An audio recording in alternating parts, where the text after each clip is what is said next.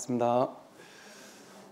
네, 이렇게 오랜 긴 2년간의 코로나 시국이 좀 안정되는 것 같네요. 오늘 보니까 이렇게 저도 대면에서 직접 이렇게 하게 되는 날이 이렇게 온 것에 대해서 감격스럽네요. 이제 오늘부터 이제 한 6개월 정도 이제 지공화상의 불이송을 가지고 우리가 이제 공부를 할 예정인데요. 여러분들이 이제 어떤 마음을 가지고 이 법회를 오셨는지 이제 모르겠지만, 어떤 분들은 이제 그냥 좋은 법회 법문이 있으니까 가서 한번 들어보자, 뭐 이런 마음으로 오셨을 수도 있고. 그런데 이제 중요한 것은요, 이 공부에서 이제 가장 중요한 것은 마음 자세예요. 자신의 마음 자세.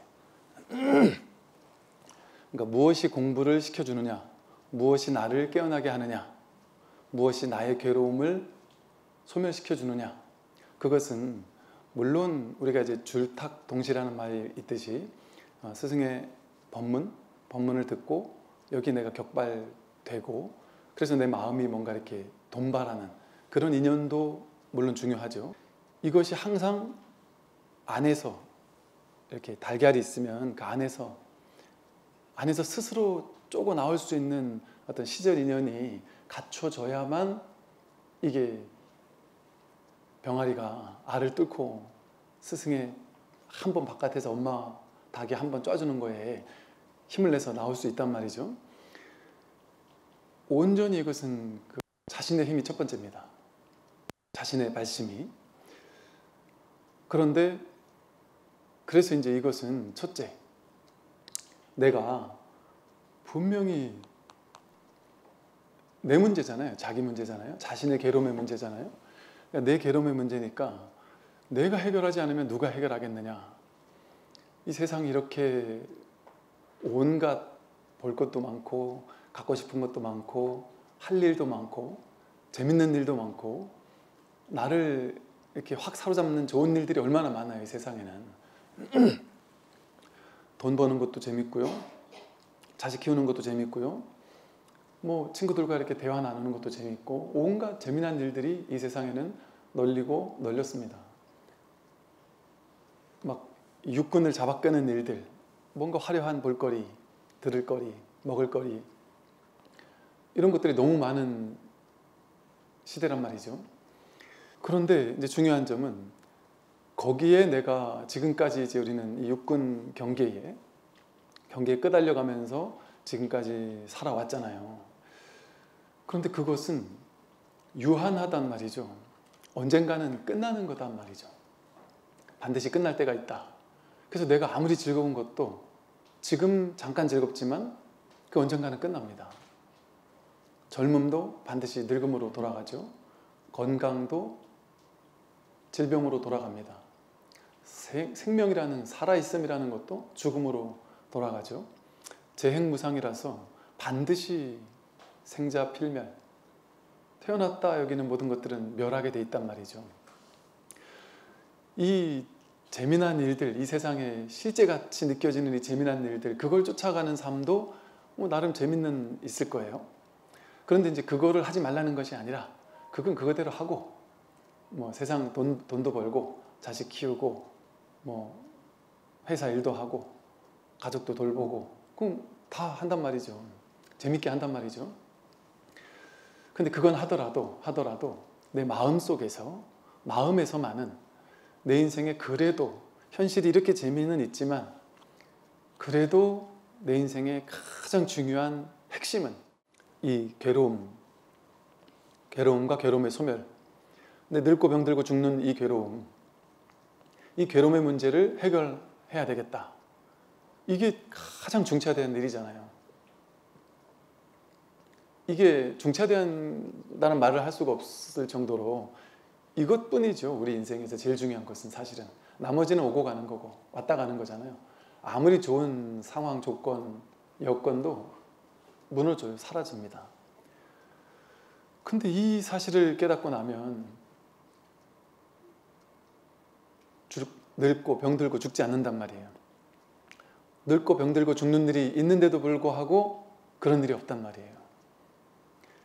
그래서 이 공부는 그냥 이렇게 재미삼아 인문학 소양교육하면서 지식을 좀 취득해서 어떤 재미삼아 듣는 그런 강의는 아니에요. 그러나 이제 겉으로는 우리가 즐겁고 재밌게 법회도 오고 법당도 오고 뭐 도반들과 이야기도 나누고 뭐 다 좋단 말이죠. 그러나 마음 한 구석에는 뭔가 이렇게 좀 진지하게 내가 이 공부에 대한 어떤 간절한 발심, 그게 딱 뿌리 내리고 있는 사람과 그거 없이 그냥 막 절에 다니니까 재밌고 도반들 만나는 것도 즐겁고 그러니까 온다, 그런 사람하고는 이제 달라요. 그래서 이 공부는 자신의 마음가짐, 발심, 이걸 그래서 마음 공부라고 해요. 마음 공부라서 마음가짐이 어떠냐, 이게 이제 공부의 처음이자 끝이에요. 제일 중요한 핵심입니다. 그래서 여러분들이 제가 설법을 하다 보면 맨날 뭐 직진심만 하는 것이 아니라 온갖 이야기를 다 한단 말이에요. 방편의 얘기도 하고 재밌는 얘기도 하고 시답잖은 농담도 하고 여러분들 졸만하면 뭐 별 희한한 얘기도 하기도 한단 말이에요. 그러면 중요한 얘기 할 때는 내가 정신을 딱 차려서 들으면 되겠구나, 그런 게 아니에요. 그렇게 중요한 얘기, 중요하지 않은 얘기 이런 게 따로 있는 게 아닙니다. 언제 어떻게 내가 이 자신을 대면하게 될지 몰라요. 또 법문 듣다가 열심히 정신 차리고 법문 듣다가 그냥 끝나고 집에 가다가 친구들과 차 한잔 마시다가 언제 자기를 확인한 일이 벌어질지는 몰라요. 그래서 항상 우리가 이 마음 깊은 곳에서는 겉으로는 드러낼 필요는 없어요. 저희 그 은사스님 보신 도문 스님께서 항상 우리 일제시대 때 우리 민족 대표 중에 한 분이셨던 그 용성 스님 이야기를 항상 하시는데, 용성 스님께서 항상 하셨던 말씀이 수행자들이 수행자인 척하면서 티내면서 나는 구도자야 하는 어떤 수행자라는 상 내지 말고 수행은 자기 혼자 비밀스럽게 하는 거다. 미묘 엄밀하게 해야 한다. 자기 마음에서 공부하는 거지 겉으로 그 수행한다는 티낼 필요 없다는 거죠. 그래서 여러분들이 뭔가 한경계가 확 바뀌었다 할지라도 그때도 티낼 필요가 없단 말이에요. 주변 사람들한테 내가 이 공부를 했느니 안 했느니 막 티낼 필요도 없고, 또 너무 욕심을 내가지고 마음만 앞서서 항상 욕심이 앞서면은 이 공부는 잘못 갑니다. 누가 그래요. 이제 돈에 집착하는 사람이나 뭐 주식 같은 걸 하는 사람이 집착이 없는 사람은 그럭저럭 큰 손해 없이 하는데 과도하게 집착을 하게 되면 완전히 망할 길로 간다더라고요. 무슨 요즘에 난리 났다고 하는 코인이나 이런 것도 이게 실체가 없는 건데도 불구하고 누가 대박이 났다 하니까 과도한 욕심으로 과도하게 막 끌어가지고 하니까 잘못되잖아요. 이게 이 공부도 마찬가지예요. 과도한 욕심으로 내가 간절한 발심은 있어야 되는데, 간절한 발심을 여러분, 저 선방 다니는 스님들께서 30년, 50년 공부하는데도 이 자리를 확인하기가 어려울 수도 있잖아요. 그런데 많은 분들이 저한테 물어보세요. 스님, 도대체 왜 저는 안 됩니까? 왜 저는 내 마음자리 확인을 못하나요? 딴 사람들은 이렇게 확인하는 사람도 있다던데 저는 왜 이렇게 안 되죠? 아무리 해도 안 됩니다. 하고 막 얘기를 하세요. 공부 얼마 하셨어요? 1년, 6개월, 아니면 길어야 2년, 많이 한 사람은 3년. 이제 시작한 거예요. 시작한 거. 그러니까 그렇게 1, 2년, 3년 이렇게 했는데 내가 안 깨달아진다고 허탈해 할 필요 없습니다. 30년 하신 선방 다니는 스님들도 이 소식을 모르는 분들도 많은데, 이제 옛날 선사 스님들도 제자들이 공부하러 오면 기다려줬어요. 이 기다리는 게 정말 중요합니다. 기다려주는 시간이 필요해요. 끈기 있게. 그냥 저도 마음 같으면 그럴 것 같거든요.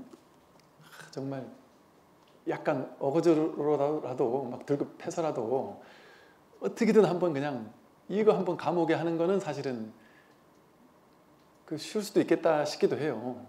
그런데 그렇게 해서는 안 되는 면이 있단 말이에요. 자기가 좀 더디더라도 좀 늦는 것 같더라도 끈질기게 버틸 줄 알아야 돼요. 여기서 버틸 줄 알아야 돼요. 그러면 1년 만에 뭐 이 소식을 알았다 하는 사람이나 한 3년, 5년, 10년 만에 알았다 하는 사람이 다르지 않아요. 그러니까 그 욕심은 낼 필요 없습니다. 그게 이제 중도예요.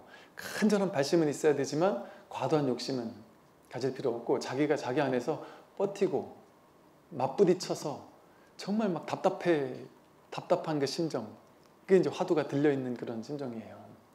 오도 가도 못하고 이러지도 저러지도 못하고 그런 시간을 보내야 돼요. 그 시간을 못 보내겠어 가지고 그 한두 달 그런 시간 보내고 나서 답답해 죽겠다고 해서 너무 쉬운 거 막 찾아가고, 제가 이 말씀 드린 이유는 예전에 그런 거 많거든요. 온갖 명상단체들 3일 안에 깨닫게 해주겠다, 뭐 6시간 만에 깨닫게 해주겠다, 일주일 안에 깨닫게 해주겠다.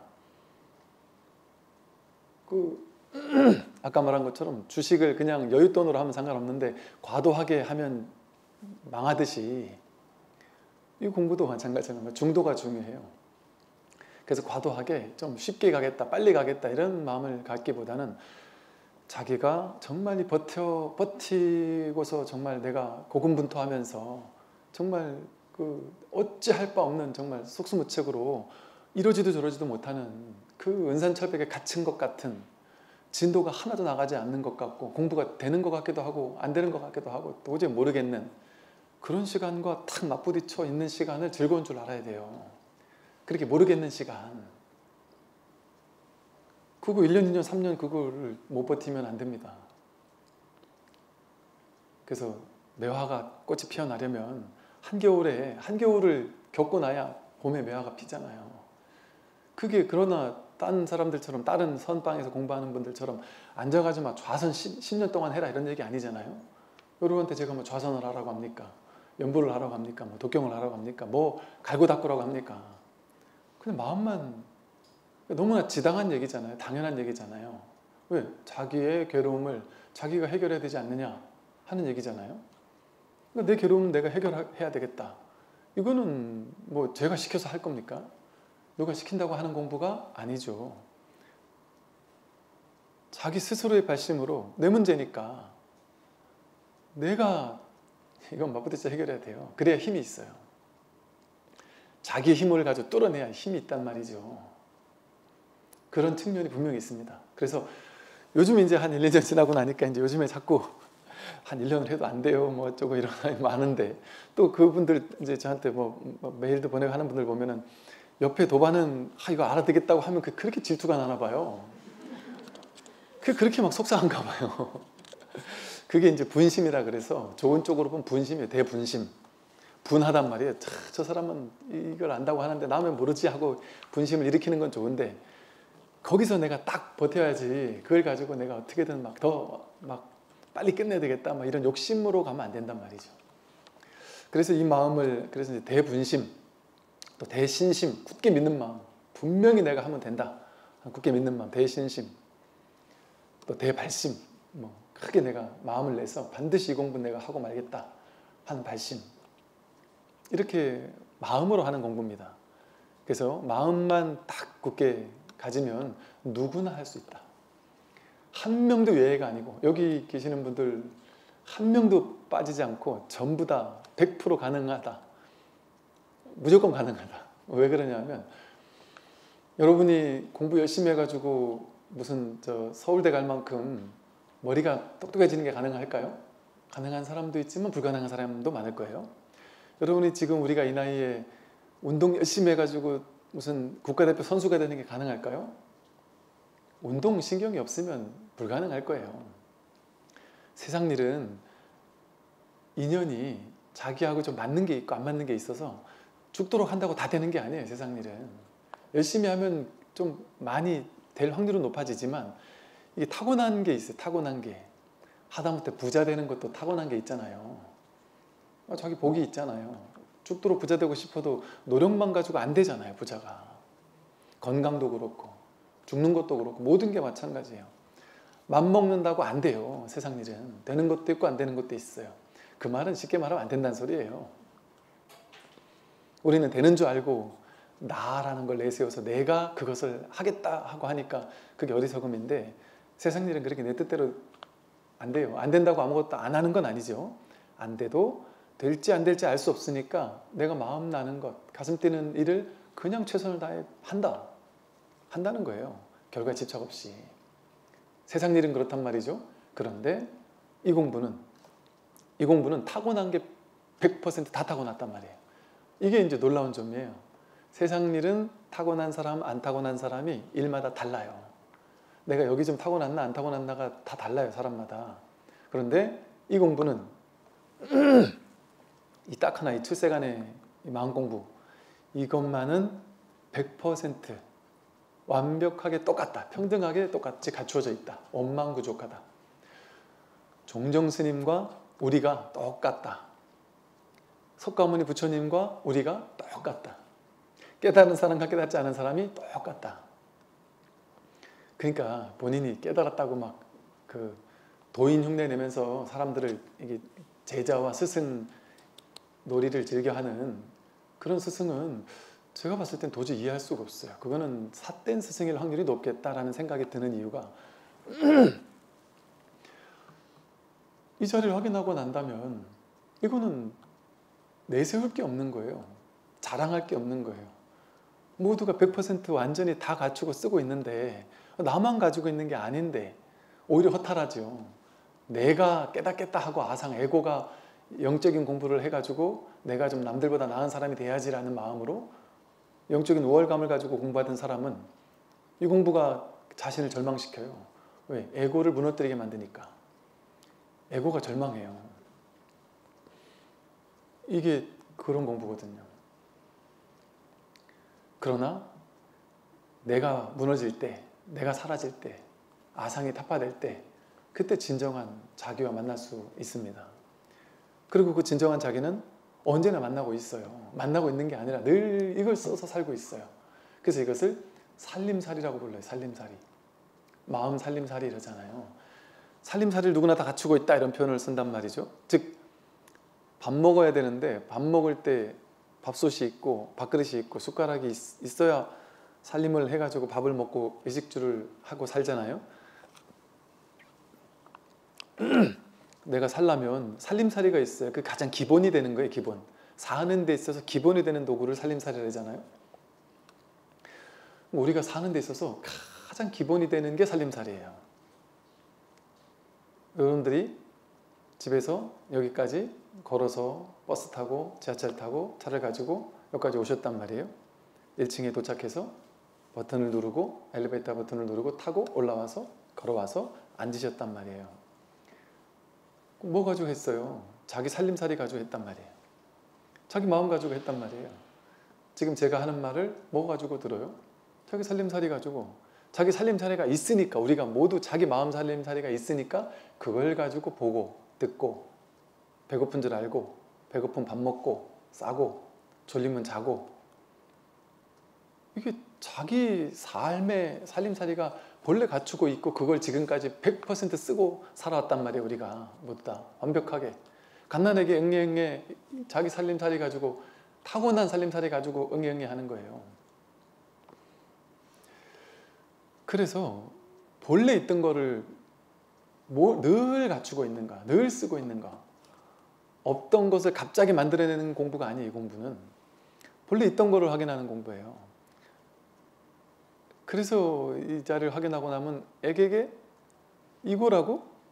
이건 아무것도 아닌데? 늘 쓰던 건데? 신기한 게 전혀 아닌데? 하고 오히려 실망이 된다라고 얘기하는 사람은 좀 믿을만 해요. 아, 저 사람 본 게 맞는 것 같구나.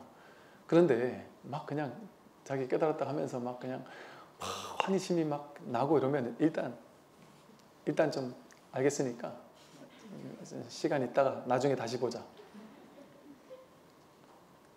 한단 말이죠. 그래서 이 공부 이제 오늘부터 이제 공부 시작하시는데 본인의 발심이 있으면 됩니다. 그래서 본인의 발심을 첫째는 중요하고요. 그래서 이제 내가 이거 하고 저거 하고 이 일하고 저 일하고 뭐 내가 뭐 할 거 다 하고 내가 나머지 할 일 다 하고 내가 일단 등록은 해놨으니까 시간 되면 가서 듣고 시간 안 되면 말고 막 그렇게 하셔도 상관은 없는데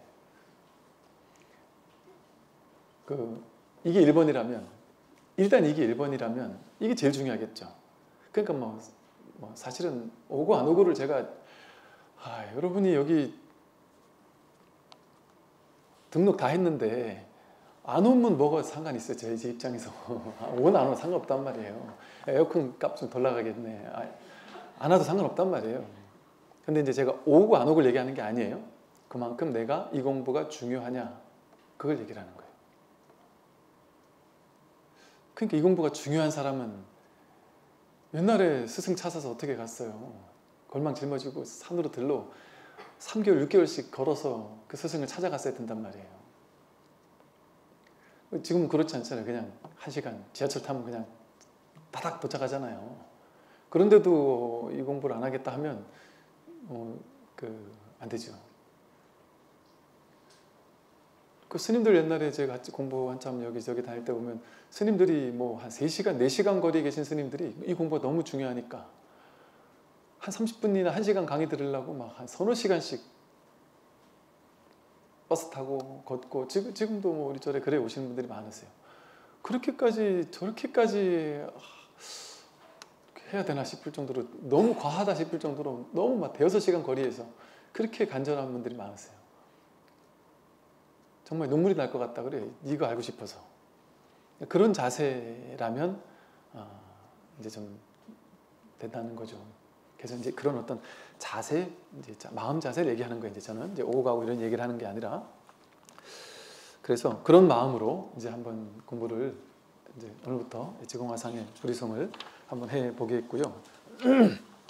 제가 이제 앞서 그 설명드린 영상을 하나 올리긴 했는데 안 보신 분들을 위해서 간단하게만 말씀을 드리면, 이 지공화상, 오늘의 이제 이 주인공, 이 불이송 14과송을 쓴 지공화상은 우리가 잘 모르는 스님일 거예요 아마. 보통은 뭐 달마, 육조, 뭐 조주, 마조, 임재, 황벽 뭐 이런 분들을 많이 알잖아요. 그런데 이 지공화상이야말로 이 지공화상이 그 중국 남북조 시대 남조의 그 양무제 그때쯤이거든요. 즉 달마 대사가 인도에서 중국으로 도착했다 그러잖아요. 그 달마 대사가 중국으로 왔던 그 즈음이에요. 근데 그 즈음에 이미 이런 지공화상 같은 안목을 갖춘 스님이 이미 있었던 거예요. 그러니까 이런 어떤 바탕, 토대가 있었으니까 이제 이런 토대 속에서, 그러니까 꼭 달마가 중국에 와가지고 그분이 뭐 법을 전하기 시작했기 때문에만 반드시 됐다 이렇게 볼 수가 없을 거예요. 이런 어떤 지공화상 같은 분이, 이런 안목을 갖춘 분들이 이때부터 이제 등장하기 시작했어요. 그래서 중국 어떤 선의 역사, 어떤 불교의 역사를 보면 그전에는 불교가 막 도입돼 가지고 중국으로 막 건너와서 경전을 번역하고, 번역한 것을 이제 막 번역하느라고 몇백 년이 소요가 됐고요. 번역한 경전을 토대로 이렇게 막 교파가 형성되고 이러면서 초기 단계, 자리 잡는 단계라 불교가 전래되고 나서 한 몇백 년쯤이 지나면, 그때 이제 비로소 이제 쉽게 말해 안목을 갖춘 도인들이, 이걸 진짜 깨닫는 사람들이 이제 비로소 생겨나기 시작한다고 보여져요. 근데 그 초기의 어떤 스님이 바로 이 지공화상이에요. 그 달마 스님이 왔을 때 어떤 그때의 인물이라서 우리가 조사선이라고 할 때는 달마 대사의 그 시기부터 시작을 하는 선을 조사선이라고 부르거든요. 즉 초기 선불교를 조사선이라고 불러요. 근데 이 초기 선불교가 놀라운 점이, 인도는 아트만, 브라만교에서 말한 아트만, 내 안에 참나라는 어떤 고정된 알갱이 같은 어떤 실체가 내 안에 있다, 이렇게 주장했단 말이에요. 근데 그걸 깨뜨리면서 등장한 게 불교다 보니까 인도 불교는 어떤 아트만이라든지 뭔 참나라든지 뭔가 뭐 열애장이라든지 뭔가 실체적인 불성이라든지 본래 면목이라든지 이런 참나 비슷한 뭔가를 내세우는 것을 아주 싫어했어요. 인도에서는 정서상, 인도 불교의 정서상. 그래서 인도 불교에서는, 대승불교에서 열애장 사상이라는 것이 없었던 것은 아니지만 중관 사상, 유식 사상에 비해서 열애장 사상은 별로 주목받지 못했어요. 제3의 사상 정도로 됐었단 말이죠. 그런데 이게 여기 치우치지만 않을 수 있다면 놀라운 방편이 돼요. 즉 이제 높이뛰기 하는 사람이 야 높이 한번 뛰어봐, 최대한 높이 뛰어봐. 그러고 나서 본인이 막 뛰어가다가 허공에서 그냥 이렇게 높이 뛰는 거 하고 목표를 하나 딱 정해주고 봉을 하나 딱 해놓고 저길 넘어봐. 그렇게 하면 이 목표가 있으니까 이 사람이 달려가서 확 더 많이 뛰기 쉽겠죠, 그죠? 근데 이 사람은 높이 뛰는 게 목표지 그 봉을 넘는 게 목표는 아니에요. 그 봉은 그냥 가상의 봉일 뿐이에요. 그 봉은 그냥 넘기 쉬우라고 만들어 준 거예요. 이 봉이 목표가 아니란 말이에요. 그런데 이 봉을 인도 불교에서는 만들어 줄 수가 없었던 분위기였는데 중국 불교에서는 이 가상의 봉을 하나, 불성하는 가상의 봉을 만들어 놔서 불성을 먼저 한번 체득해 봐. 좀 쉽게. 그래서 법화경에 화성의 비유란 표현을 들었는데 저 깨달음에 가기까지가 너무 힘드니까 중간에 가짜로 화성을 하나 만들어서 힘든 수행자들을 잠시 쉬어갈 수 있게 해줬단 말이에요. 요까지는 누구나 갈 수 있는 거예요. 일반 중생들이 저 부처 자리까지 가는 건 너무 힘들어서 아예 애초에 시작도 안 한단 말이에요, 사람들이. 근데 요까지는 누구나 갈 수 있기 때문에 불성을 깨달으면 된다. 견성하면 된다. 그게 깨달음이다. 그렇게 방편으로 견성이라는 것을 만들어 놨단 말이에요. 중국 선불교의 위대함이에요, 이게. 인도 불교와는 다른. 그러니까 사람들이 헷갈리는 거예요. 인도 불교, 초기 불교, 윗바사나 뭐 아함경 니까야라는 초기 불교와 선불교는 다른 불교라고 생각해요. 왜? 초기 불교는 무아를 주장하는데 초기 선불교는 유아, 참나를 주장한다. 이렇게 생각한단 말이에요. 석가모니 부처님은 무아를 주장하는 분이 아니에요. 사람들이 아트만이라는 아에 사로잡혀 있으니까 그 아를 깨주기 위해서 무아를 방편으로 쓴 거예요. 무아를 딱 붙잡고서는 이게 법이구나 하고 무아에 딱 머물러서 무아를 애지중지하면서 이게 법이야라고 해서 이걸 지키라고 한 소리가 아닙니다. 근데 지금 무아를 지키고 서가지고는 선불교는 무아가 아니기 때문에 틀린 거야 이렇게 얘기하는 사람이 있단 말이에요. 그 사람은 무아를 지키고 있는 거예요. 선불교는 그러면 유아를, 참나를, 불성을, 본래 면목을 지키고 있느냐? 선불교 본래 면목을 지키고 있지 않습니다. 시부도의 10가지 단계 중에 중간에 소를 찾고 소를 키우다가 소가 사라지잖아요. 나도 사라지고 소도 사라진단 말이에요. 소가 필요 없었던 거란 말이에요, 애초부터. 그런데 소라는 중간 단계를 하나 만들어 놔서 소를 확인하는 건 쉽단 말이죠. 자기가 늘 쓰고 있는 본래 면목, 본래 자기 살림살이니까. 그래서 이 쉬운 자기를 확인하는 단계를 먼저 하나 만들어 놓은 거예요. 근데 그 자기가 유아 같은 어떤 있는 게 아니에요. 있는 게 아니에요. 있다라고 해도 틀리고 그렇다고 없다라고 해도 틀려요. 그래서 이게 바로 중도적인 거란 말이에요. 불성이라는 게. 그러니까 유무중도예요. 불성은 있냐? 있는 게 아니다. 없냐? 없는 것도 아니다. 그러니 이 불성이 있다고 주장하는 게 아니라니까요. 선불교는.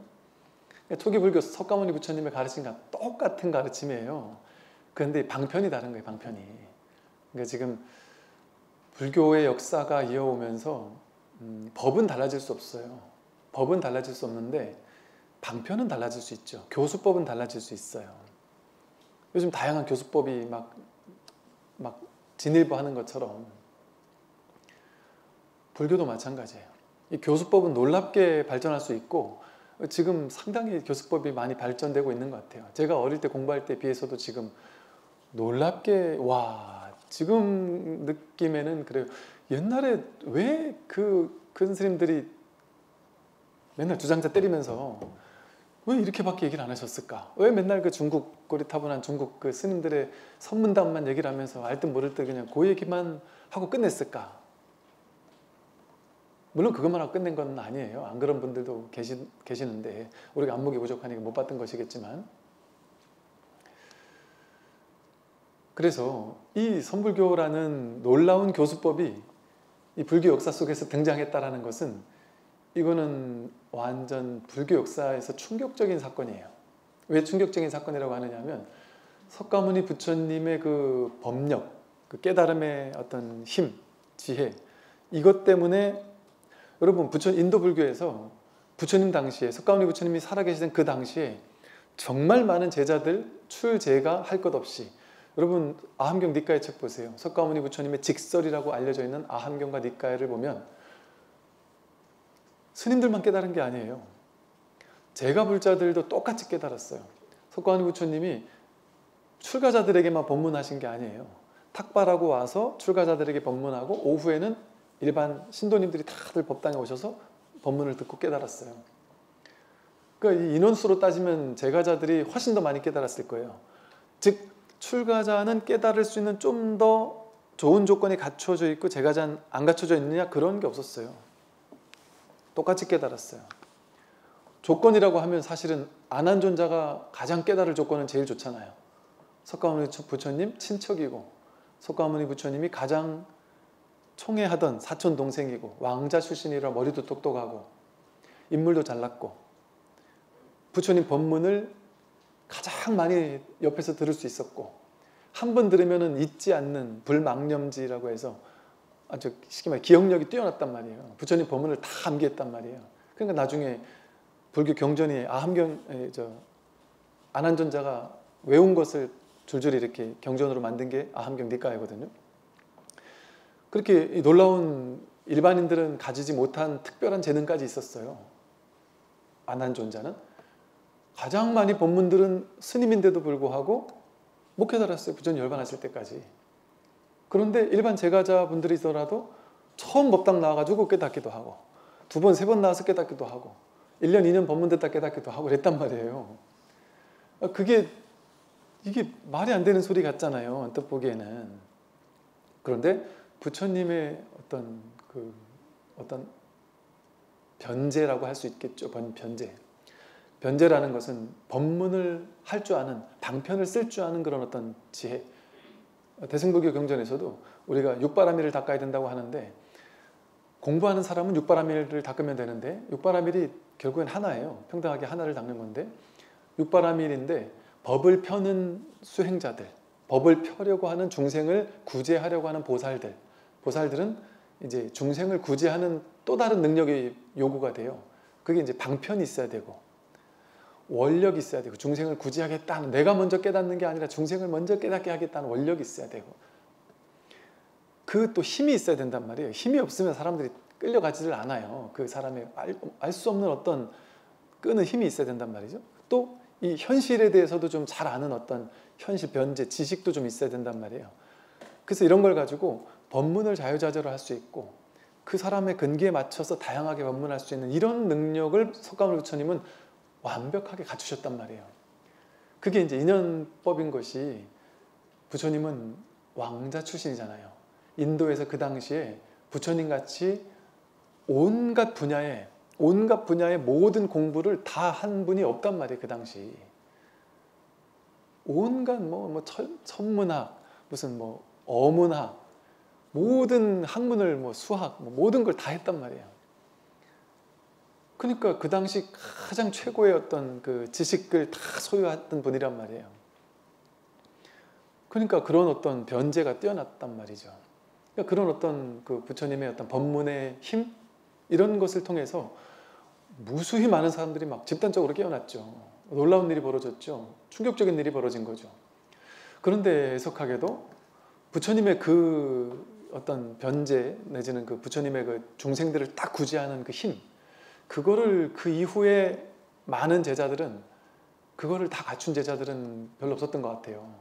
그러다 보니까 이제 그 이후 부처님께서 열반하신 이후에 부파불교로 쪼개지면서 부파불교의 논사들은 부처님처럼 막 교화를 한 게 아니라 오히려 종파를 나눠가지고 스님들끼리 부처님 경전을 내가 더 잘 연구했느냐, 니네가 더 잘 연구했느냐, 니네가 더 정통이냐, 우리가 더 정통이냐, 이거 가지고 이제 폐쇄적으로 중생구제는 안 하고 교학을 연구만 했단 말이에요, 머리로. 그러니까 부파불교를 우리가 그다지 썩 쳐주지 않는단 말이죠. 그러고 이제 오랜 세월이 흘렀어요.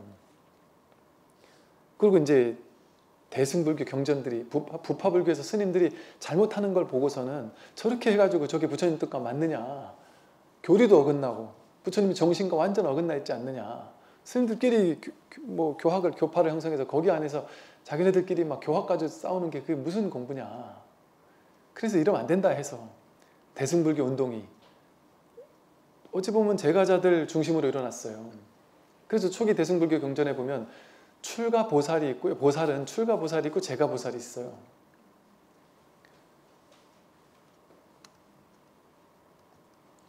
문수보살, 지장보살 이런 분들은 출가보살이고 관세음보살 또 미륵보살 같은 경우는 출가 제가가 좀 왔다 갔다 하는 분이시고 이게 출가 제가 누구나 평등하게 보살이 된단 말이죠. 그런 보살들이 이 대승불교를 만들어 대승불교를 이렇게 부처님 당시로 돌아가자 해서 한번 만들어냈는데 그 당시는 부처님의 어떤 그 영향력이 너무 강해서 자기 이름을 내세우고 경전을 만들 수가 없었단 말이에요.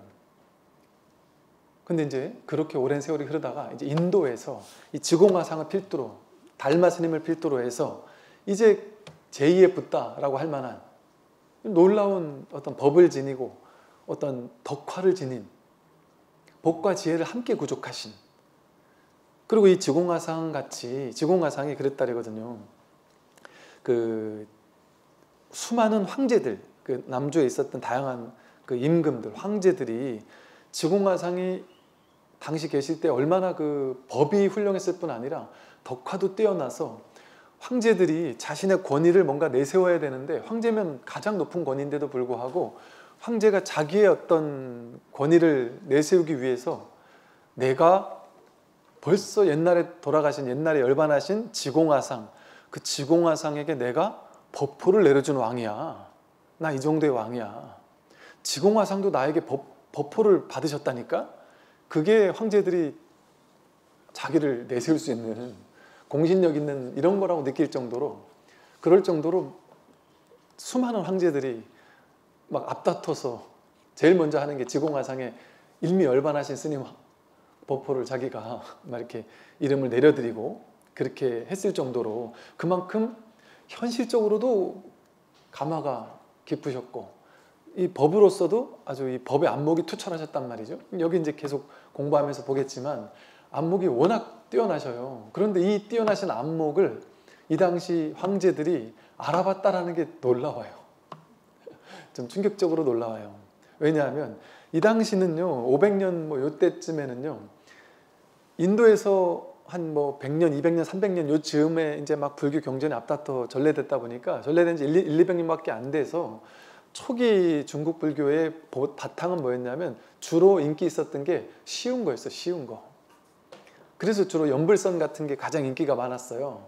그래서 막 한 3, 400년경 이때쯤 되면 막 해원에 무슨 결사죠? 그 백년결사 같은 연불결사 이런 게 엄청 인기였어서 동네방네 곳곳에 연불 소리가 끊이지 않는다 막 이런 얘기들이 많았거든요. 그러니까 즉 스님들이 앞다퉈서 연불 수행하고 기도하고 지금 우리 신행활동 하듯이 연불하고 기도하고 이런 것들을 좀 많이 했고 또 초기에는 그런 연불 수행뿐 아니라 기복적인 요소도 상당히 많았어요.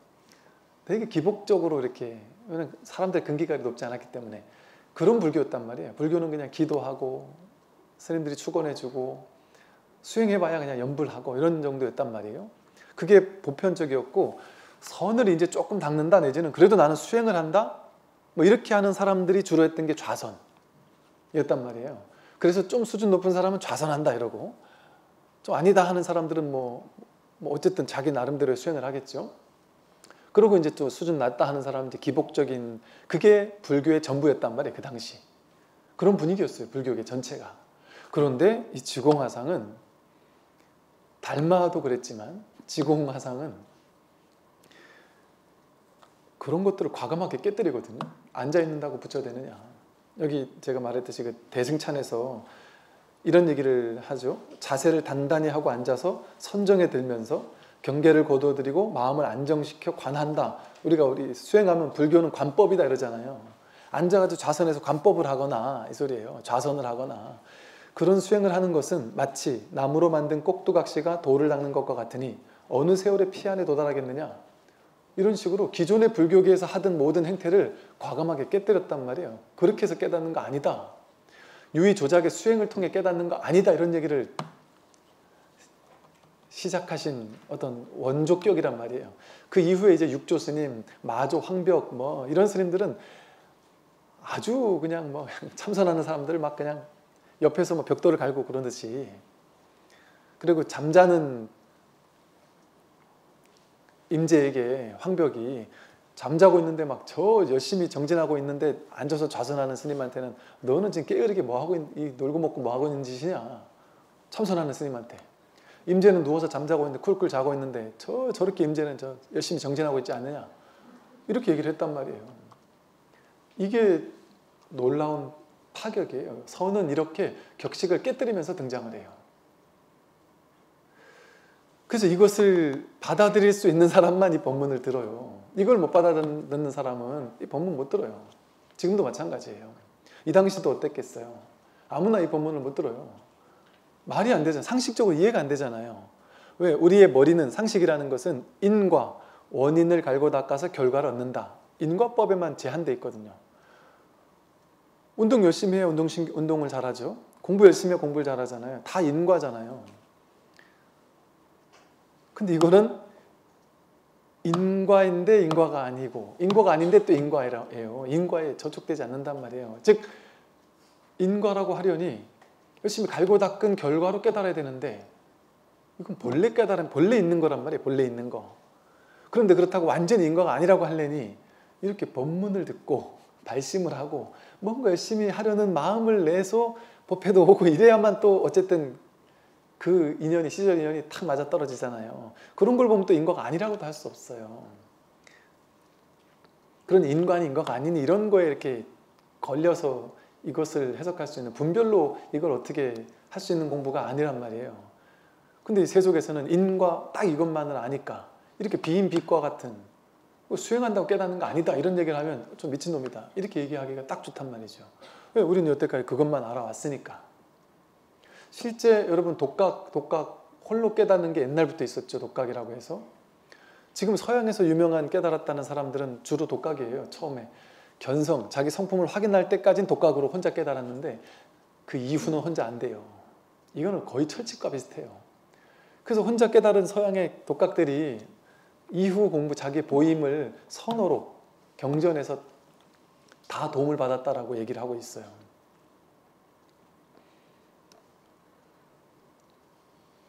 그래서 이렇게 이 지공화상이 딱 등장하면서 불교가 이제 완전히 좀 이제 충격적인, 기존의 불교와 이 선불교라는 것이 완전히 나뉘게 된달까? 이게 불교 맞아? 이게 도대체 뭐지? 뭐 충격적인 불교가 등장을 한 거예요. 어떤 역사학자들은, 종교학자들은 이런 표현을 들어요. 중국에서 선불교가 등장한 것이 종교 역사상 석가모니 부처님이 등장했던 사건 이후에 가장 위대한 사건이었다. 어찌 보면 인류 역사상 가장 위대한 두 번째 사건이었던 거예요.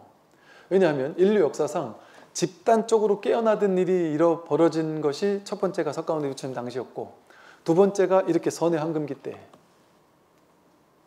첫 번째는 석가모니 부처님이라는 한 명의 놀라운 뛰어난 각자가 만들어낸 일이라면, 두 번째는 조사들의 시대였던 거예요. 이렇게 지공화상이라든지 달마라든지 2조, 3조, 4조, 5조, 6조, 그 이후에 6조의 제자들, 그렇게 한 200~300년간 펼쳐졌던 그 조사 스님들의 시대, 그걸 조사선이라고 부르는 거예요. 그래서 부처님 한 분이 사람들을 깨닫게 한 게 아니라 다양한 조사 스님들이 많은 중생들을 깨닫게 만들었던 시대, 그때가 이 조사선의 시대예요. 그리고 이 조사선의 시대가 석가모니 부처님 시대와 똑같이 석가모니 부처님 당시도 제자들이 법문 듣고 그냥 깨달았어요. 한경니까에 생생하게 중계되고 있잖아요. 질문하고 답변하고 부처님께서 법문하고 법문 끝에 몇 명이 깨달았다, 몇 명이 아라한가를 증득했다, 이런 얘기가 나오잖아요. 심지어 제가자들이 몇백 명이 동시에 아라한가를 증득했다, 이런 얘기까지 나온단 말이에요. 선사 스님들의 시대가 또 그랬어요. 이 조사 스님들의 시대가 법문 듣고 깨어났어요. 언하대오라고 불러요. 언하변호. 말 끝에 깨닫는다. 법문 듣다 깨닫는다. 말마디 끝에 깨닫는다. 여기 선사 스님들이 깨달았던 인연, 그걸 이제 기연이라고 불러요. 기연. 깨달음의 기연을 담고 있는 내용들이 이제 뭐 무슨 그 선어록이라든지 무슨 다양한 무슨 뭐 벼감록이라든지 무슨 뭐 전등록이라든지 이런 다양한 책들, 우리가 뭐 직지라든지 이런 것들이 선사 스님들이 깨어난 사연을 딱 적어놓은 책들이거든요. 근데 그런 책들을 보면 이렇게 좌선하다 말고 탁 깨달았다 이런 얘기가 없어요. 그 삶 속에서 깨닫지. 법문도 딱 깨닫고 스승과 문답하다 깨닫고 아니면 일상생활 속에서 깨달아요. 생활하다 깨달아요. 그 스승은 계속 돈 밝게 하는 거예요. 법문을 통해서. 그래서 선불교 이 조사 스님들의 시대에 제일 중요했던 것은 뭐였냐면 법문 듣는 거였어요. 선방이 없었어요. 선방은 나중에 후대 불교로 가면서 만들어지기 시작했어요. 그리고 선방에서 좌선하는 거는 필수가 아니라 선택사항. 전공 필수가 아니었단 말이에요. 교양 과목 같은 거였단 말이죠. 하려면 하고 말라면 말고. 법문 듣는 건 이건 놓쳐서는 안 되는 거예요. 누가 됐든. 어떤 소임을 가진 스님이라도 아침 저녁으로 딱 조참 만참 법문할 때는 반드시 다 모여야 되는 거예요. 이게 제일 중요한 공부였으니까. 그러니까 옛날 선방에 선사 스님들이 계시는 절에는 방장스님, 그 주지 스님이 머물러 있는 곳 방장실이 있었고요. 그리고 나서 제일 먼저 짓는 게 뭐였냐면 설법당이었어요. 그걸 법당이라고 불러요. 법당과 불전은 달랐어요. 법당은 설법당을 줄여서 법당이라고 하거든요. 그래서 이건 설법하는 곳이라서 여기는 부처님을 모시지 않아요. 지금도 저기 불국사 앞에 대웅전이 있고 그 뒤에 가면은 설법전이 있거든요. 거기는 부처님 지금은 모시나 모르겠는데 부처님 원래 모시지 않아요. 그 강당이에요. 강당, 넓은 강당. 그 모든 스님들이 다 모일 수 있는, 모든 불자들이 다 모여서 법문 들을 수 있는, 그걸 법당이라고 불렀어요. 그러다 이제 나중에 불전은 나중에 생겼어요. 그러니까 대웅전 같은 부처님을 모시는 정각 이런 건 이제 나중에 생겼단 말이죠. 그러니까 이 설법이 제일 중요했었단 말이죠. 그래서 주지를 내보낼 때도 법을 확인한 사람을 내보냈어요. 30년, 40년, 50년 여기서 강사 스님이었다 이래도 안 내보내요. 그게 육조 스님이 그렇잖아요. 육조 스님, 육조 해는 말고 신수 스님은 그 절에 오조 스님이 계신 그 막 1000여 명 넘게 있는 스님들이 있는 그 절에 넘버 2 강사였단 말이에요. 강사 이제 불교대학 학장 같은 거 있죠. 쉽게 말해.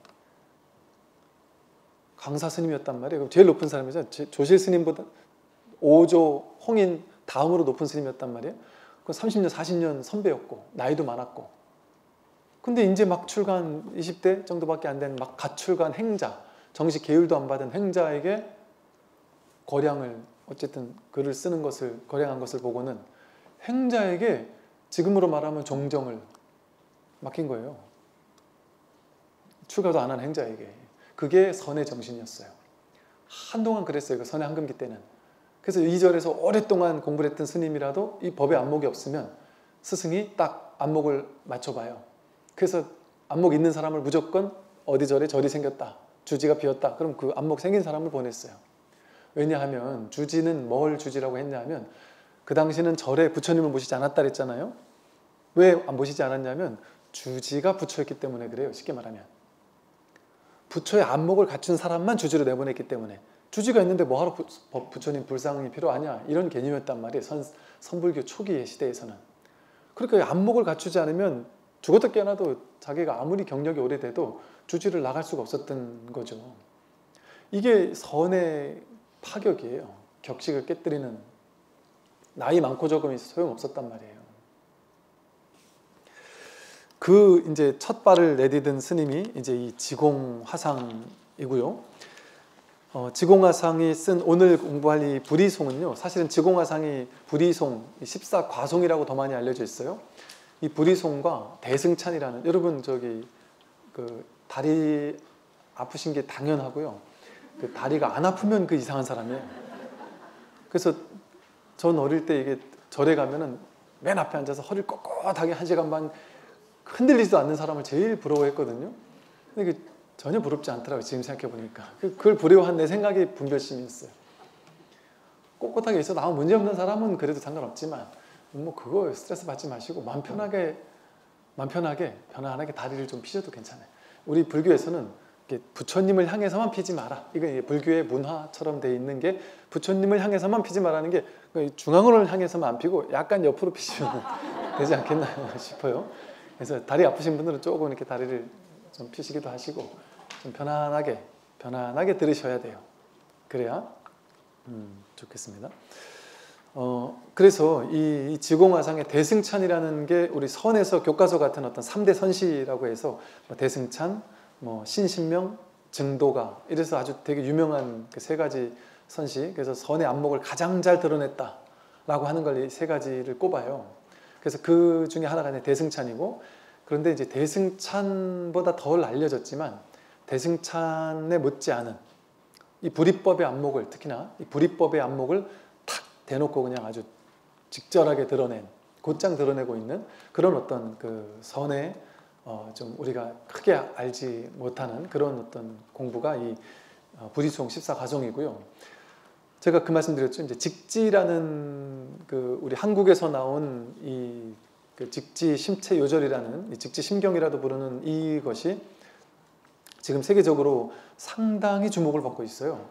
그 성경이 서양의 역사를 뒤바꿔 놓은 가장 중요한 사건을 꼽으라면 그 성경, 구텐베르크가 성경을 이렇게 인쇄했던 그게 가장 위대한 그 서양의 문화를 뒤바꿔 놓은 사건이라고, 첫 번째 사건이라고 꼽거든요.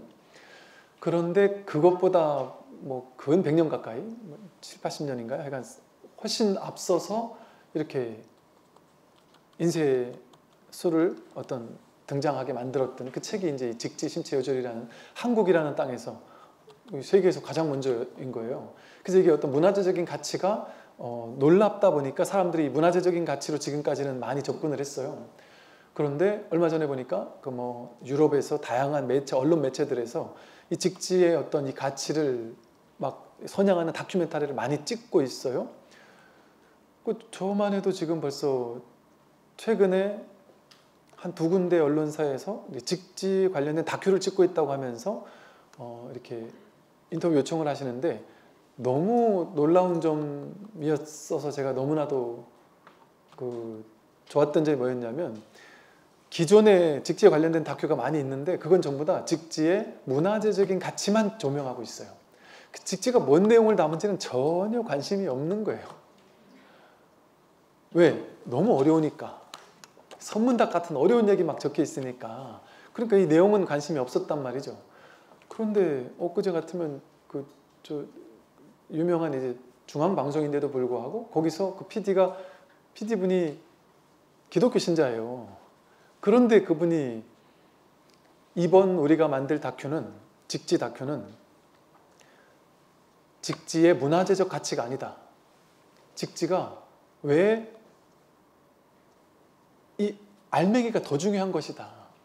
한국에서 나온 이 직지라는 이 선불교의 어떤 책이 사실은 인류의 정신문화를 뒤바꿀 만한 놀라운 어떤 정신적인 가치를 담고 있는, 인류의 어떤 정신세계를 완전히 선도할 만한 놀라운 인류 문명사의 가장 위대한 것이 라는 것을 보여주고 싶다는 거예요. 드러내고 싶다는 거예요. 그러면서 본인들이 막 공부를 하면서 했더라고요. 그럼 제가 전에 이제 유튜브에다가 직지 강의 한번 하면서 인류 정신문화에서 가장 위대한 어떤 교과서와 같은 것이다. 앞으로는 이것이 인류 정신문명의 가장 어떤 말 그대로 교과서처럼 바뀔 것이다. 이런 식으로까지 해서 제가 이렇게 썸네일을 만들어서 이렇게 얘기한 적이 있었거든요. 어떤 분들은 이게 좀 이제 어그로를 끌려고 하는 게 아니냐. 인류 정신문명의 무슨 교과서 말이 되냐. 이렇게 얘기를 한단 말이죠. 제가 그냥 한 소리가 아니란 말이에요. 이게 다른 전등록이나 무슨 정용록이나 다양한 중국에서 나온 그 이제 선사스님들의 깨달음 기연을 적고 있는 어록들이 많아요. 그런데 이 직지만의 놀라운 특징이 있어요. 직지만의 놀라운 특징. 대부분 그 선의 어록은 그냥 막 이렇게 모아놨거나 아니면 이제 나중에 만들어진 것은 주로 송대 이후에 만들어지잖아요. 송대 이후에 만들어진 것은 가나선이 나온 이후다 보니까 가나선을 중심으로 이렇게 만들어졌어요. 그런데 이 직지는 뭐냐면 초기 조사선 있잖아요.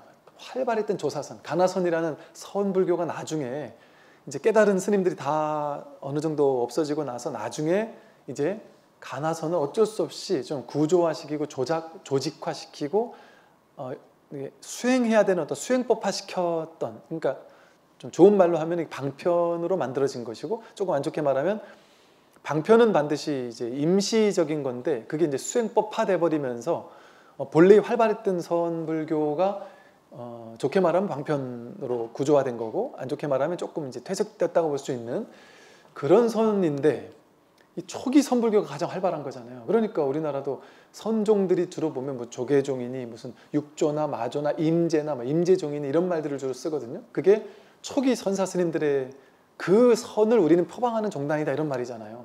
그게 제일 중요한 공부거든요. 그런데 이 다른 점이 뭐냐면, 가나선과 다른 점은, 가나선은 혼자서 화두를 들고 밀어붙여야 되는 거예요. 될똥말똥. 내가 수행해서 혼자 타파해야 된단 말이에요. 근데 초기 조사서는 스승의 법문을 듣고 깨어나는, 너무 쉽게 깨어나는 가르침이에요. 그러니까 이게 수행하는 사람들 입장에서는 이해할 수 없는 거예요. 이게 말이 되냐? 그게 가능해? 쉽단 말이죠. 저도 이게 불가능하다고 생각하면서 불교를 공부해 왔고 충격받았다니까요. 석가모니 부처님 당시와 선의 황금기 때 초기 조사선의 시대에 아무 유의 조작의 노력 애씀 없이 그냥 막 깨어나는 걸 보고 너무 충격적이었다니까요. 근데 더 충격은 그것을 그 누구도 얘기해 준 사람이 없었다라는 점. 전부 다 열심히 수행해야 되고 갈고 닦아야 되고 앉아야 되고 연불해야 되고 독경해야 되고 뭐 해야 된다. 하지 않으면 근기 약한 사람이다. 삼손도 앉아가지고 막 5년 10년 막 장잡으로 하고 누워서 그렇게 하는 사람만 상근기 수행자만 할 수 있는 게 공부다, 깨달음이다. 그러니까 일단 우리 제가자들은 다 배제예요. 우리처럼 수행에 타고난 재능이 없는 사람, 오래 앉아서 몇 시간만 있으면 막 허리 끊어서 죽을 것 같은 우리 같은 사람은 일단 깨달음과는 거리면 일단 제껴지는 거예요. 그러니까 서글퍼지고, 와, 나는 재능이 없구나, 포기하게 되고 그렇게 된단 말이죠. 그 수행 위주의 공부에서는. 그 제가 절망했었다니까요, 한때. 이럴 리가 없는데, 이거는 무위법인데 해서 이 지공화상을 비롯해서 이 초기 선사 스님들의 시대를 다시 한번 되짚어보다 보니까 전혀 이게 진짜 공부구나, 이게 진짜 선이구나 하는 것을 알 수 있었어요. 제가 뭐랄까, 제 공부에 대해서 정말 뭔지 모르겠는데 어떤 딱 전환되었던 어떤 순간이 있었는데, 근데 이것을 딱 찍어서 이게 뭐다라고 얘기해 준 사람도 없었고 아무 그런 게 없었다 보니까 그 이후에 오랜 세월 혼자 막 방황하면서 혼자 여기저기서 찾다가, 그러면서 이 선을 만나면서 점점 이렇게 명확해진달까? 아, 그렇구나. 근데 그것이 그냥 이거였구나 하는 것에 대해 점점 이렇게, 그러면서도 계속 갸웃갸웃한 거예요. 설마 이럴 수가, 이런 걸 수가. 그런 오랜 세월을 보내면서 점차적으로 이게 좀 말 그대로 그건 거예요. 신성취라고 부르거든요. 이 깨달음은 믿음이 성취된다. 옛날에도 제가 정말 이렇구나 있었지만 100% 확고부동한 믿음이랄까, 이런 게 조금 부족하다 보니까 좀 자신감이 덜했다, 내지는 이럴 수가 있을까 하는 어떤 이런 것들이 이러면서 오랜 세월을 보내왔었거든요. 그래서 이 초기 선이 아주 놀라운 가르침이고, 그것을 첫 테이프를 끄는 스님이 바로 이 어찌 보면 이 지공화상이라고 할 수가 있고, 아까 말한 그 직지가 위대한 이유는 뭐라 그랬냐면, 직지가 위대한 이유는 이 백운경환 스님이요, 한국 불교에서 되게 놀라운 스님이에요. 저는 이 백운경환이라는 스님이 한국 불교에 계시다라는 게 정말 너무 감동이었어요. 어찌 보면 지금 제가 이제 초기 조사선을 드러내야 됩니다 하고 이렇게 얘기하고 있는 작업을 저희 같은 요즘 몇몇 스님들이 이렇게 하는 게 아니었구나. 그러니까 우리가 약간 좀 비주류인 것처럼 좀 이렇게 좀 어찌 보면 좀 욕도 먹고 있는단 말이죠. 그런데 우리만 이런 게 아니었구나. 고려시대 때도 이랬던 스님이 있었구나. 그게 백운경환이었어요. 백운 스님 어록이 지금 남아 있거든요. 이 백운 스님 어록을 보면 이 스님은 법을 깨달은 아주 안목이 투철한 스님이에요. 이 깨달음의 안목이 확실한 스님이에요. 근데 이 당시 주류가 아니었어요, 이 스님은. 그 당시 주류 스님들은 따로 있었단 말이죠. 그런데 이 스님이 이제 약간의 이제 뭐 완전 주류까지는 아니라도 약간 이제 그 주류 근처에 오게 됐을 때 그때 이제 왕에 찾아가서 임금에게 지금 불교에 너무 유의 조작의 수행이 많은데 그것도 영 틀리다고 할 수는 없으나 초기 선불교 이 조사선을 다시 선양해야 된다. 이것을 이스님은 무심선이라고 불렀어요. 마음으로 유의 조작하는 선이 아니다.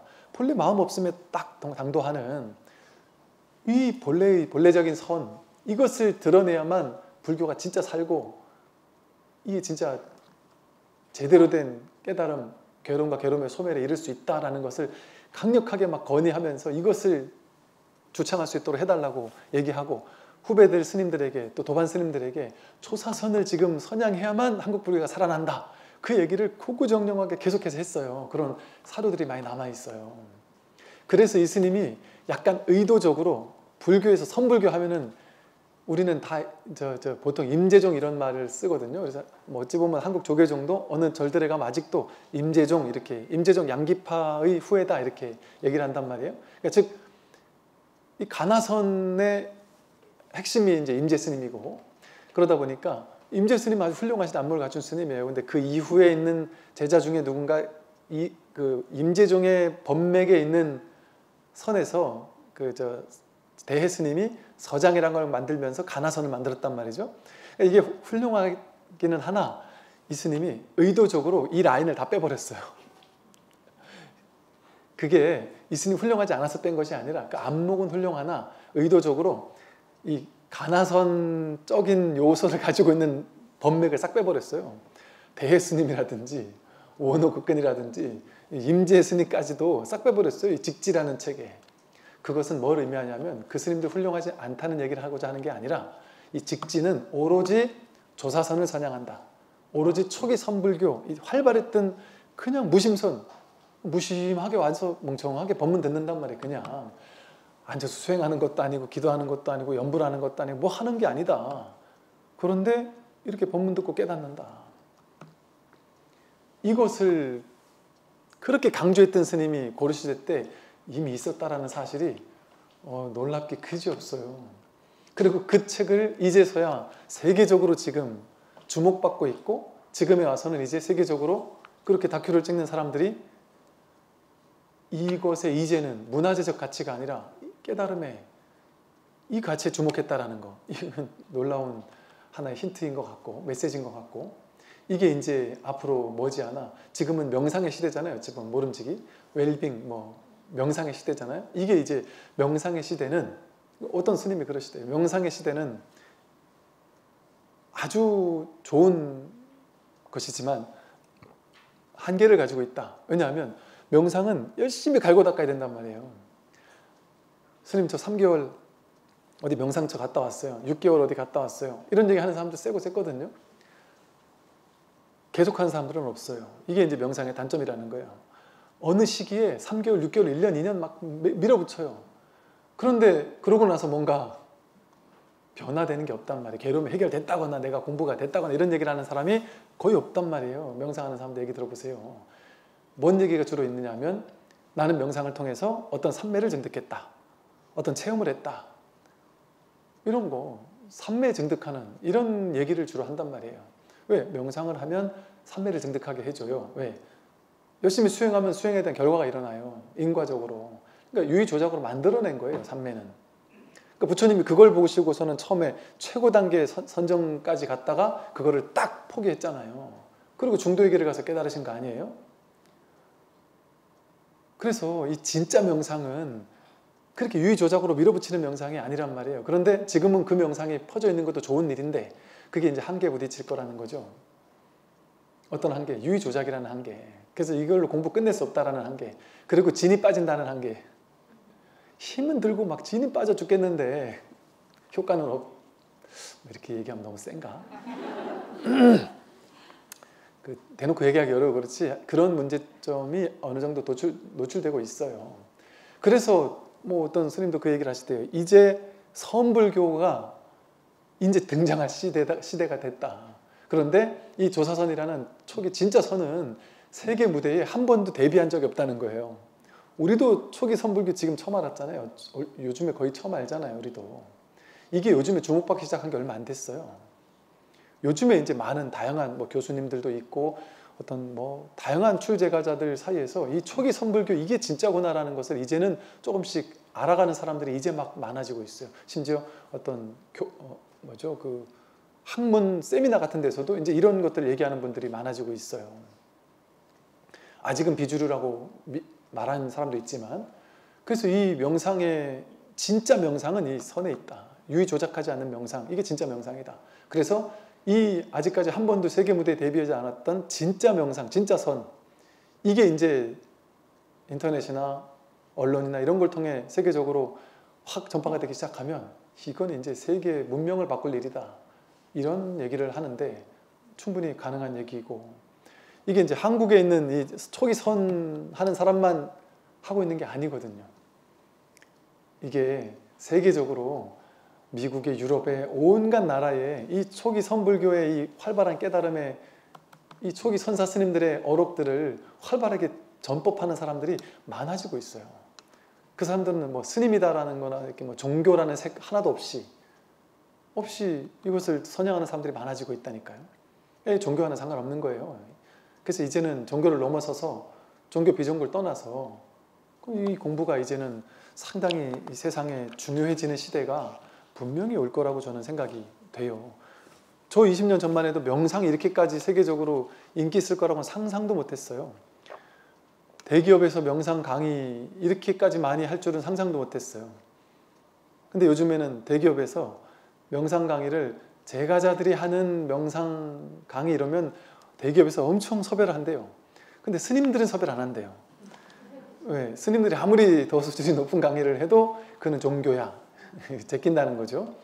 근데 어쨌든 그러더라도 그 명상이 다 여기서 나온 거기 때문에, 여러분 이제 첫 번째부터 보리, 번뇌, 불이라고 해서 보리와 번뇌가 둘이 아니라는 거예요. 첫 번째 이제 타이틀 제목 자체가 보리, 깨달음과 번뇌는 번뇌망상이잖아요. 번뇌망상. 번뇌망상과 보리, 깨달음이 둘이 아니다 하는 소리예요. 이제 첫 번째 개송이 중생 불해수도 변욕 단재 번뇌라고 해서, 중생은 도를 닦을 줄 모른다. 이걸 첫 번째 문장으로 딱 뽑았단 말이에요. 그 당시 시대적인 상황과 딱 맞물려서 지금의 시대적 상황과 딱 맞물려요. 이 말이. 그 당시 불교계에 전부 다 기도하고 뭐 수행하고 연불하고 독경하고 뭐 기복하고 이런 사람들만 많았단 말이에요. 그걸 수행이라고 알았단 말이에요. 중생들은 다 그걸 수행이라고 알고 있었단 말이에요. 첫마디, 중생들은 도를 닦을 줄 몰라. 그거 도 아니야. 그렇게 하는 거 그거 진짜 도 아니야. 이 소리를 하고 있는 거예요. 도는 그렇게 닦는 게 아니다. 열심히 갈고 닦는 거 그렇게 하는 거 아니다. 한 얘기를 첫마디에 딱 충격요법을 쓴단 말이에요. 그렇게 닦는 거 아니다. 이 말이 어떤 사람들에겐 정말 충격적인 얘기죠. 왜? 평생을 30년, 50년을 열심히 갈고 닦아온 사람들에겐, 수행하면서 갈고 닦아온 사람들에게는 내 인생이 그냥 무너지는 것 같고 충격적인 일이 될 수 있어요. 그런 얘기를 안 할 수 없단 말이에요. 욕을 먹어도 안 할 수 없단 말이에요. 삿된 걸 깨뜨리지 않으면 현정이 바른 걸 드러낼 수가 없는데요. 그러니까 삿된 걸 깨뜨리지 않으면, 자기 분별망을 깨지 않으면, 자기 공부가 지금까지 어떤 점이 잘못됐는지를 깨뜨리지 않으면 바른 걸 드러날 수가 없어요. 바른 것이. 그래서 이 불이송을 보면 계속해서 깨뜨려주고 있어요. 분별을 깨뜨려주는 거예요. 처음부터 끝까지. 계속해서 깨뜨려주기만 해요. 그래서 우리의 고정관념을 왕창 깨뜨려버려요. 그래서 이 공부 처음 시작할 때 우리는 전부 다 자기 생각을 쥐고 살거든요. 내가 옳다라는 생각을 쥐고 살고, 이게 불교라는 생각을 쥐고 살고, 자기 사상 철학을 쥐고 산단 말이에요. 그거를 더 훌륭한 서상으로 바꾸기 위해서 왔다면 여러분들 실패할 거예요. 저는 더 훌륭한 사상으로 여러분의 사상을 바꿔드릴 마음이 없어요. 여러분들이 쥐고 있는 그 모든 것을 전부 다 빼앗아갈 마음만 있지, 다 깨뜨릴 거기에만 관심이 있지. 그러니까 자기가 깨지기 위해서 와야 돼요. 법문 들으러 올 때는. 내가 더 견고한, 더 좋은, 좀 안 좋은 교리는 버리고 더 좋은 교리를 쥐어야지. 그래서 나는 더 많이 아는 사람이 돼야지. 그렇게 공부하는 게 아니다. 그렇게 공부하는 게 아니라 내가 무너질 준비를 하고 와야 돼요. 그러니까 여러분 공부할 때요. 저 스님 좀 색다른 얘기 하네? 혹은 저 스님 얘기 들어보니까 저게 맞는 말 같은데? 저게 좀 예를 들어 뭐 수준이 좀 높은 것 같은데? 저게 맞는 것 같네. 나도 저걸 지어야지. 이런 마음으로 오면 안 된단 말이에요. 그리고 특히나 이 공부를 분별해가지고 저 말은 맞는 것 같아. 저 말은 좀 아닌 것 같아. 그렇게 오시려면 유튜브로 듣고 있는 동안은 그렇게 하셔도 되죠. 왜냐면 유튜브로 듣고 있는 동안은 내가 누가 스승인지 모르잖아. 워낙 많으니까 세상에. 내가 이렇게 따져봐서 이게 훌륭한 거 아닌가 따져봐서 어느 거 들을지 결정해야 될 거 아니겠어요? 그럴 때는 그렇게 분별해서 내가 어떤 분을 스승으로 삼아 공부를 할까 이렇게 마음은 먹어야 되겠지만 어차피 안과하는 마음으로 한 3개월, 6개월 딱 공부하겠다 하고 오셨다면 그런 마음으로 하면 이제 시간 낭비예요. 시간 낭비. 겉으로는 뭐 그럴 필요 없지만 내가 속으로 내 마음에서는 내가 따지고 분별해서 저 사람 설법 잘하나, 저 사람 말 잘하나, 저 사람 뭐 수준이 됐나 안 됐나 뭐 판단하고 평가하고 좋은 게 있으면 내가 하나 뺏어가야지, 내가 하나 쥐어야지 이런 시비 분별하는 마음으로 공부를 해도 어쩔 수는 없는데 그렇게 하면 자기 공부에 도움이 그닥 안 된다. 그러니까 딱 왔다면 그냥 나를 놔버려야 돼요. 나를 확 놔버리고 나는 아무것도 모른다. 모를 뿐 하는 마음으로 오고 저 양반이 저렇게 얘기하는 데는 내 뜻과 달라도 나는 모르고 저 사람은 알겠지. 내가 모르는 걸 저 사람은 내가 모르는 이유가 있겠지. 내가 아직 깨어지지가 않았으니까 내 분별이 깨어지지가 않았으니까 저게 소화가 안 되는 거겠지. 그런 마음으로 나는 틀렸고 일단 한번 들어보자 하는 마음으로 들어야 이게 훅 소화가 되기가 쉬워지지. 계산하고 판단하고 따지고 맞냐 틀리나 머리로 계속 분별하고 아니 머리로 정리하고 정리 안 되는 게 있잖아요. 이해 안 되는 게 있을 때 어떻게든 머리를 써서 정리하려고 하지 마세요. 그냥 이해 안 되는 거 있을 때는 턱 이해하지 마세요. 그렇게 공부를 해야 돼요. 머리 굴려가지고 양자물리학에서 막 빌어오면 이렇게 이게 무아라랬던데 그렇게 해서 딱 알아버리면 그 다음부터 그거를 아는 거니까 대충 들어요. 아는 건 원래 우리가 관심 없거든요. 몰라야 뭐지 하고 집중해서 듣는단 말이에요. 그러니까 모르는 게 좋은 거예요, 이 공부는. 그러니까 알려고 하는 마음으로 공부하면 안 된다. 그래서 첫째, 우리 첫 번째부터 자 깨뜨리는 거죠. 여러분이 지금까지 기도하고 연불하고 독경하고 수행하고 좌선하고 온갖 수행법을 해왔다 할지라도 그건 도를 닦을 줄 모르는 일이다. 그건 중생은 도를 닦을 줄 모른다. 중생들이 그렇게 유의 조작해서 했던 그거에 불과하다 하는 소리예요. 그렇게 도를 닦을 줄 모르니까 중생들은 뭘 하느냐? 곧장 번뇌를 끊어 없애려고만 한다. 지금 명상단체 가면 또는 다양한 수행한다 하는 곳에 가면 여러분들도 그런 생각하는 분들 많을 거예요. 분별심이 문제구나. 본문 들어보면 딱 결론 나오잖아요. 분별심이 문제구나. 그럼 답이 딱 나오잖아요. 결론을 내버려요. 분별심 문제니까 분별심 없애면 된다는 얘기구나. 그래서 생각 일어나면 다 분별심이잖아요. 생각 일어나면 생각을 없애버려. 생각과 싸워 이기려고 하고 관찰해서 없애고 생각 일어나면 염불해서 없애고 생각 일어나면 막 화를 내요. 짜증을 내요. 난 왜 이렇게 생각이 많아. 그래서 제가 한 30분 좌선을 하고 났더니 막 더 화가 나던데요. 왜요? 30분 앉아 있었는데 내가 한 2, 3분은 집중하다가 한 27분은 자꾸 분별심만 더 일어나더라고요. 그러면서 실패했다고 생각한단 말이에요. 그전에 분별을 못 보다가 온통 분별이 일어나는 건 하고 본 게 공부인데 그러니까 즉 우리는 수행을 통해서 번뇌망상이 일어나는 것을 없애야 된다고 생각해요. 번뇌망상이 일어날 때 번뇌망상을 없애버려요. 없애버리는데 성공하는 사람은 수행 잘하는 사람, 없애버리는데 성공 못하는 사람은 수행 못하는 사람, 이렇게 생각해요. 그러니까 단골 질문이 뭐냐 하면 스님, 분별망상을 없애야 되는데 그럼 어떻게 살죠, 사람이? 그럼 살 수가 없는데요? 모든 게 다 분별망상인데 어떻게 살아요? 그런 질문을 해요. 그러면 단골로 하는 답변이 뭐냐면 맨날 그 질문이니까 전부 다. 그 단골로 하는 답변이 뭐냐면 하되, 함이 없이 하라는 거지. 아예 하지 말란 말이 아니다. 분별해야 돼요. 근데 함이 없이 한다라는 말이 무슨 말이겠어요? 번뇌, 분별심, 이걸 여기서 번뇌망상이라 했단 말이에요. 번뇌망상, 분별심 일어나지 않을 수가 없어요. 일어납니다. 그리고 일어나야 됩니다. 번뇌를 없애야 되는 것이 아니라, 만약에 번뇌를 없애야 되는 거면 부처님은 번뇌를 완벽하게 없앤 분이겠죠? 큰 스님들은? 그러면 부처님은 분별을 못하는 분인가요? 아무것도 모를 거 아니에요. 분별을 못한다는 건 뭐예요? 비교 분별. 큰지 작은지, 이 사람인지 저 사람인지, 안한 존재인지 가섭 존재인지 그것도 모르냔 말이에요. 생김새를 보고 분별할 줄 안단 말이에요. 부처님도. 내가 절에서 탁발하러 나갔으면 다시 절로 돌아가야 되잖아요. 분별이 완전히 없으면 내가 절로 가는 길도 모를게요. 집에 갈 때 몇 번 버스 타고 가야 될지도 모른단 말이에요. 분별을 하지 못한다면. 그 인생을 살 수가 없어요. 그렇게 바보가 되라는 게 아니죠. 갓난아기로 돌아가라는 얘기가 아니란 말이에요. 그래서 이 법을 확인했다. 내가 누군지 내가 자기 성품 확인했다 하는 분들이, 확인하고 나서 한 3년, 5년 지났다 이런 분들도 단골로 묻는 질문이 그거예요. 제가 분명히 그때는 확인한 게 확실한 것 같고, 분명히 내가 마음도 가벼워졌고, 현실도 많이 바뀌고, 안목도 좀 달라지고, 선호록 같은 걸 봐도 정말 소화가 되고, 많이 좀 쉬워지긴 했는데 뭔가 찜찜한 게 자꾸 남아 있습니다. 뭐냐고 여쭤보면, 내가 진짜 깨달았으면 분별이 싹 사라져야 되는데 분별이 사라지질 않습니다.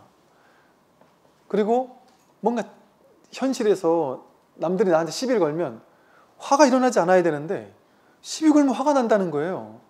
그러면서 나는 제대로 된 수행자가 아니라는 거예요. 제대로 깨친 게 아닌가 봐요. 이런단 말이에요. 분별할 일이 있을 때 분별을 한단 말이죠. 그걸 문제라고 여긴단 말이죠. 그걸 깨기가 쉽지 않은 거예요. 그걸 깨기가. 그 분별이 일어나지 않는 게 깨달은 게 아니에요.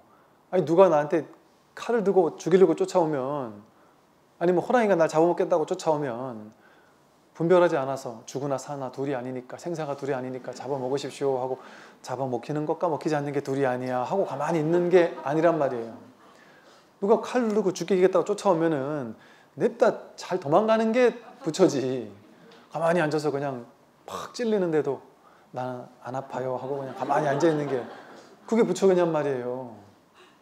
누가 말도 안 되는 거 가지고 막 화를 버럭 내고 막 하면 대응해야죠. 내 가족이, 내 자식이 뭐 누가 막 잘못해가지고 막 괴롭히고 하면 가가지고 막아줘야죠. 싸운 일이 있더라도. 인연 따라. 부처가 바보 되려고 하는 부처 되는 게 아니잖아요, 우리가. 그죠?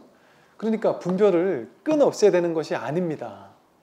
분별의 뿌리가 공했다라는 사실을 그냥 깨닫는 거예요. 그러고 나면 분별이 일어나지 않는 게 아니라 분별은 그대로 일어납니다. 그런데 분별이 공했다라는 사실을 자각하는 거예요. 분별이 실제가 아니라는 사실, 실체가 아니라는 사실, 분별이 그냥 일어났다 사라질 뿐이라는 사실, 근데 바다 위에 파도 같다는 사실, 그 실제가 아니, 심각성이 없어진단 말이에요. 분별은 그대로 일어나는데 분별이 심각하지가 않아요. 돼도 좋고 안 돼도 좋아요. 부자 돼야지, 가난보다 난 부자 돼야지 하고, 그것도 분별이잖아요. 부자 되려고 열심히 노력한단 말이에요. 그것도 분별이에요. 근데 그 일을 안 하는 게 아니란 말이에요. 부자 되려고 열심히 노력해요. 그런데 심각성이 없어요, 거기에. 부자 돼도 좋고 안 돼도 좋아. 그 인연 내가 하는 게 아닌데 뭐 인연 따라 가는 건데, 그건 나에게 달린 일이 아니야.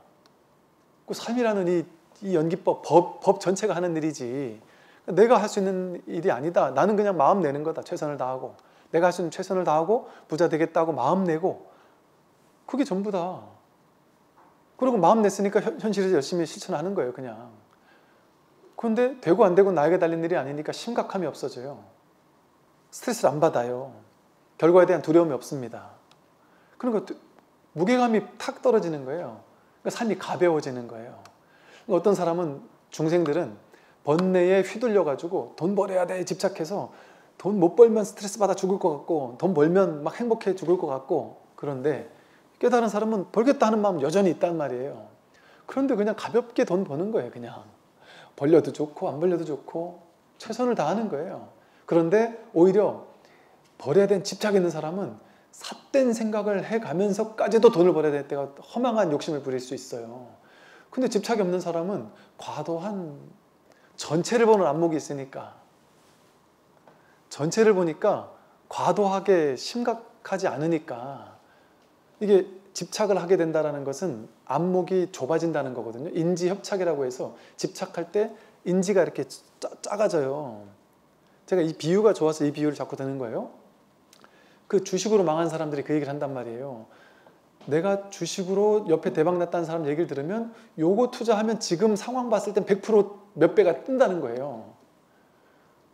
그러니까 그 사람은 그것만 인지협착이 되어가지고 요거 지금 사면 무조건 떠 이것만 본다는 거예요. 그러니까 대출을 받아가지고 심지어 막 이렇게 무슨 제2, 제3 금융권에서 돈을 막 풀로 대출 받아가지고 넣는다는 거예요. 어차피 이걸로 몇 배 뛸 거니까.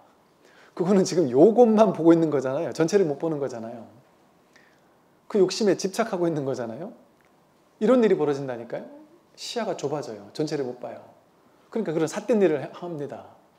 진급 달려있는 사람이 내 경쟁자를 막 뒤에 가서 욕하거나 막 이런 식의 안 좋은 일을 해가면서까지도 왜 욕심이 과해지니까 내가 그렇게 하면 될 줄 안단 말이에요.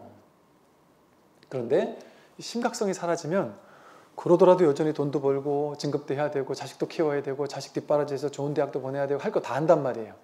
할 거 다 하는데 과도하게 하지 않아요. 할 수 있는 만큼만 하고 전체를 볼 수 있으니까 지금 여기서 애가 공부를 쪼아가지고 애가 스트레스 받으면서 정말 비정상적으로 크면서 공부 잘하는 것보다 지금 마음이 행복하게 크는 게 공부 좀 잘하는 것보다 훨 낫다는 걸 알아요. 전체를 볼 수 있으니까. 저절로 전체를 보는 시야가 안목이 있단 말이죠. 그러니까 과도하게 무리수를 안 둔단 말이에요. 인생에. 과도하게 집착하지 않아요. 그거는 이완된 사람만이 가능해요. 집착이 없는 사람만이 가능해요. 하되 함이 없이 하는 사람만이 가능해요. 분별하되 분별에 걸리지 않는 사람, 분별하되 분별에 심각함이 없는 사람, 취사간택을 하는데 취하는 거에도 버리는 거에도 과도하지 않은 사람, 그런 사람의 삶의 방식은 어떨까요? 이렇게 번뇌 망상을 반드시 끊어 없애야 돼 이 생각만 하는 사람은 번뇌는 끊어 없애야 되고 버려야 되는 거, 그리고 좋은 건 어때요? 반대로 어떻게 생각해요? 좋은 거는 반드시 가져야 돼 이런단 말이에요. 나쁜 거 좋은 걸 둘로 나눠가지고 번뇌는 끊어 없애야 되고 좋은 거는 더 많이 가져야 돼에 심각하게 집착한단 말이에요. 그러니까 좋은 건 더 많이 가지기 위해서 심각하게 노력해야 되고 나쁜 거는 버리기 위해서 심각하게 노력해야 되니까 인생이 피곤해요. 스트레스 받고 할 일이 많고 해도 끝이 없어요. 근데 이렇게 번뇌를 끊어 없애려는 취사간택, 버리려는 집착도 없고 취하려는 집착도 없는 사람은 어떤 사람이겠어요? 삶을 있는 그대로 허용하는 사람이죠. 있는 그대로 받아들이는 사람이에요. 지금 벌어지고 있는 이 삶이 통으로 자기지 이 몸이 자기가 아니라니까요. 이 법신 부처님이 진짜 나의 참 부처라니까요. 그러니까 나의 참 부처를 법신불이라고 부르잖아요. 근데 법신불은 뭐가 법신불이에요? 두두 만물 만상 내 삶 눈앞 전체가 법신불이란 말이에요. 우주 전체가 법신불이란 말이에요. 근데 법신불이 부처로서 드러나 있습니다. 지금 매 순간 현현되어 있어요. 그런데 부처로서 100% 완전하게 드러나는 이 법신부처님의 삶을 생각 하나가, 자기 분별심 하나가, 번뇌망상 하나가 분별심을 가지고 남들과 비교해서 나는 저 사람보다 더 부자가 돼야 돼. 나는 저 사람보다 얼굴이 더 이뻐야 돼. 저 사람보다 내 자식이 더 좋은 대학 가야 돼. 온갖 비교 분별을 하고 그 분별한 생각을 집착한단 말이에요. 심각해 하고 그 생각을 옳은 것처럼 굳게 믿고 그러니까 그 생각이 심각해져요. 인생에서. 그러니까 그 생각을 믿고 그 생각을 쫓아가는 거예요. 이제 분별망상, 취사간택심이라는 이 분별망상 여기에 이제 노예처럼 살아가요.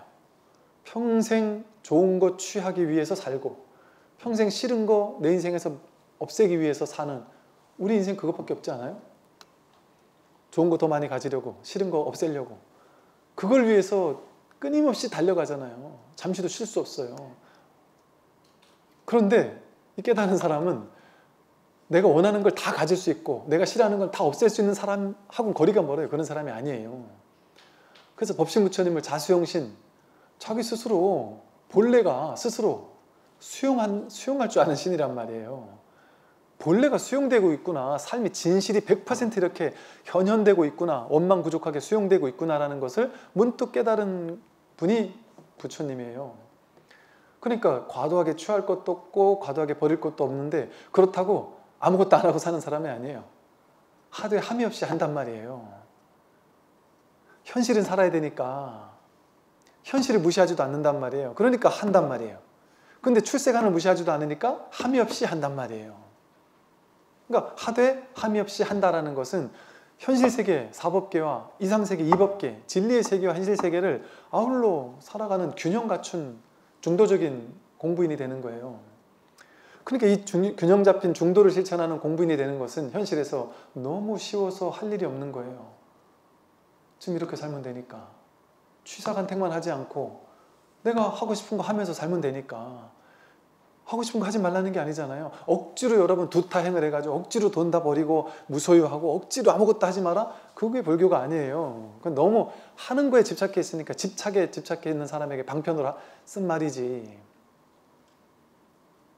아무것도 하지 말라는 것도 아니고 액티브하게 열심히 사는 게 좋아요. 제가 이제 젊은 친구들, 장병들하고 법회를 오래 했다 보니까 젊은 사람들한테는 스님 그렇게 얘기하시면 안 되고 꿈과 희망을 줘야지. 젊은 사람들한테 다 무소유하라고 하면 되겠습니까? 맞는 말이라니까요.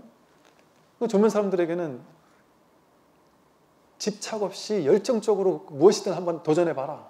그러나 진짜 멋있는 사람은 이거 아니면 절대 안 되는데 하면서 열심히 하는 사람은 그거는 진짜 멋있는 사람이 아니다. 진짜 멋있고 힘 있는 사람은 무엇이든 최선을 다하는데 결과에 전혀 두려워하지 않는 사람. 돼도 좋고 안 돼도 좋아. 그러나 난 이걸 지금 하고 싶으니까 최선을 다해. 그런 사람 진짜 멋있지 않느냐. 저도 학교 다닐 때 제 친구들 중에 공부 잘하는 사람이 멋있었던 게 아니에요. 공부 잘하는 사람이었는데 어느 날 시험 망쳤더니 울고불고 난리가 났어요. 너무 실망스러웠어요. 그런데 진짜 멋있는 사람은 시험을 잘 보든 못 보든 늘 그냥 긍정적인 친구들이 있어요. 그냥 밝고 그럼 시험 이미 끝났는데 어쩌라고. 다음 시험 열심히 하면 되지. 그리고 그런 사람들은 보니까, 그런 친구들은 보니까 그렇게 여유가 있는 친구들은 집착이 없고 과도하게 스트레스 안 받고 항상 밝은 이런 친구들은 보니까 공통점이 있더라고요. 그 부모님들이 과도하게 집착을 안 하더라고요. 부모님들이 지혜롭더라고요. 그 아이를 과도하게 쪼지 않더라고요. 그게 닮아가는 거예요. 유유상종으로. 그래서 우리가 지혜로워져야 되는 거예요. 그래야 우리 주변이 저절로 나를 닮아가게 돼 있어요. 자식들이. 내 주변 사람들도, 남편도. 그러니까 이 공부가, 이 중도를 실천하는 공부가 여러분 이렇게 제가 굳이 두 가지로 나눠서 말씀을 드리면, 첫 번째는 이 직집 법문을 듣고는 도대체 저기가 뭔 얘기지 도대체? 뭘까? 하고 궁금해서 나도 한번 이 자리에 한번 확인하고 싶다 하는, 똑같은 얘기인데 굳이 나눠보자면 그렇게 한번 자기를 확인해 봐야겠다 하는 마음을 하나 가지는 공부고, 거기에 딱 버티는 공부고, 현실에서는 이게 이제 어찌 보면 출세간의 공부이고, 내가 현실에서 생활 속의 수행을 잘하고 있는지, 현실 속에서 이게 효과가 있어야지 마음 공부잖아요. 현실에서 힘을 발휘하지 못하면 그게 마음 공부겠어요? 절에 가서만 내가 좋은데 집에 오면 맨날 똑같았다면 그게 뭔 힘이 없잖아요. 그 공부는. 그러니까 현실에서 힘을 발휘하려면 어떻게 해야 현실에서 힘을 발휘할까요? 현실에서는 삶을 취사간택하지 않는 거예요. 분별하지 않는 거예요. 과도하게 취하지도 않고 과도하게 버리지도 않고. 그러니까 취하지 않으려고 노력하고 버리지 않으려고 노력하는 게 아니라 지금 이대로 온전히 허용하는 거, 삶을 온전히 허용하는 거. 내가 하고 싶은 거 다 하지만 과도하게 집착 없이 지금 벌어진 이대로를 온전히 허용하는 것. 아무것도 하지 말란 얘기잖아요. 이 말은 하되 함이 없이 하란 얘기잖아요. 이렇게만 할 수 있으면 얼마나 자유롭겠어요. 이거 못해가지고 괴로운 거예요. 우리 마음은. 모든 괴로움은 자기 분별심에서 일어나는 거예요. 취하고 싶은 집착, 버리고 싶은 집착에서 오는 괴로움이에요. 그 집착 탐심만 딱 내려놓을 수 있으면 탐진지 삼독이 뭘로 끝나버려요. 그런다고 현실을 열심히 안 사는 게 아니에요. 삶을 온전히 허용한 사람이 삶을 더 박진감 넘치게 살아요. 더 적극적으로 삶에 개입해요. 더 변화 발전이 커요. 더 열정적으로 움직여요. 더 열정적으로 움직인다니까요. 아이디어도 더 번뜩이게 되고 삶을 더 열심히 살아요. 그러나 가벼워요. 그렇게 열심히 살아도. 밤에 와서 집에 와서 녹초가 되지 않아요. 훨씬. 생각으로 반드시 이거 돼야 되는데 하는 분별이 많은 사람은 생각이 많이 돌아가니까 정신적인 시달림이 너무 커요. 근데 툭 내려놓고 사는 사람은 애기들 하루 종일 논다고 해서 밤에 와서 와 오늘 많이 놀아가지고 막 힘들어 죽겠네 이럽니까? 오전에 신나게 놀고 나서 죽도록 놀아요.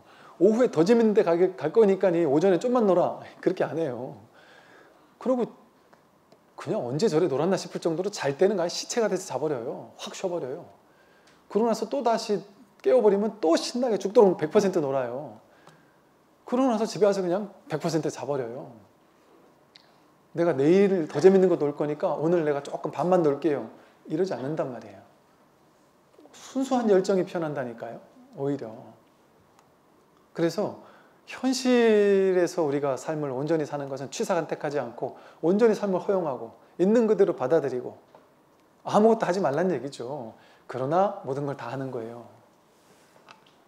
이렇게 세간상에서는 이러한 방편으로 어떤 삶을 받아들이고 완전히 내맡기고 나의 법신에게 완전히 모든 것을 내맡기고 삶을 그냥 온전히 사는 거예요. 나답게, 자기답게, 남들 기웃거리지 않고. 힘을 빼니까 저절로 자기다워져요. 남들처럼 하려고 하면 내가 좀 애써야 되잖아요. 근데 자기답게 살려고 하면 애쓸 필요가 전혀 없잖아요. 언제나 자기다우니까. 요즘은 그런 자기다움이 각광받는 시대예요. 그건 어렵지 않은 일이에요. 그러니까 진정한 자기로 그냥 살면 되는 거죠. 누구를 부러워할 필요 없어요. 누구와 비교할 필요 없어요. 지금의 나, 오케이. 괜찮아요. 지금의 나. 무엇을 선택해도 괜찮아요. 과거 좀 부족했어도 괜찮았습니다. 제 과거 초중학교 때 고등학교 때 생각하면 되게 부끄러웠던 것도 많고 한때는 공부도 또 되게 못했을 때도 있었고 한때는 막 오줌 싸길 때도 있었고 한때는 막 이게 뚱뚱해가지고 막 살이 뒤룩뒤룩 쪘을 때도 있었어요. 이제 어릴 때 사진 보고 저도 경악을 금치 못했던 100일 때 사진을 어디 구석에 처박혀 있는 걸 보여줬는데 이건 분명히 제가 아니에요. 완전 돼지인데 그 어느 날 이게 저라는 거예요. 그때가 충격을 받았어요. 와, 내가 이렇게 돼지였구나. 그래서 그 어떤 과거 아무 상관없습니다. 오로지 지금뿐이에요. 그 과거는 진짜 내가 아니에요. 완전히 자기를 용서해줘도 괜찮아요. 아무것도 부족한 게 없어요. 부끄러운 게 없고 그 누구와도 비교하려는 마음만 없으면 지금 내가 여기서 부처예요. 지금 내가 여기서 부처로 완전하게 살고 있어요. 아무도 누가 멋있는 인생 없습니다. 그럴싸한 인생 없습니다. 다 똑같아요. 그러니까 자기에게 자신감을 가지고 자기 부처를 이제 살려내야 돼요. 자꾸 남들과 비교하는 걸 통해 자기 부처를 죽이면 안 돼요. 그래서 앞으로 이제 몇 달간 우리가 이제 지공화상의 공부를 통해서 조금 더 한 발 성큼 우리가 이 공부에 다가설 수 있는 공부를 꾸준히 한번 하도록 하겠습니다. 오늘 오랜 시간 들으신다고 고생하셨고 다리를 항상 앞으로 피십시오. 수고하셨습니다.